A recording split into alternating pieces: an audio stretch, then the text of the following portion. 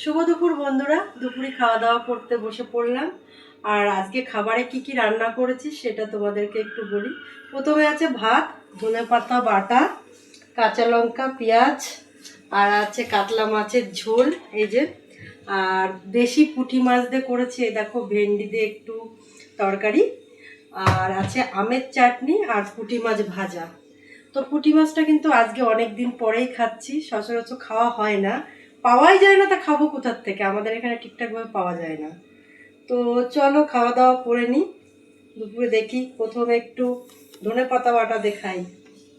আর তোমরা সবাই কে কী করছো, তোমাদের কি খাওয়া দাওয়া হয়ে গেল, কি খেয়েছো অবশ্যই আমাকে কিন্তু কমেন্ট করে জানাবে। আমি তো এই যে বসে পড়লাম। হয়েছে ধনেপাতা বাটাটা, তারপরে ঝালও হয়েছে। তো চলো বন্ধুরা খাওয়া দাওয়া করে নিই।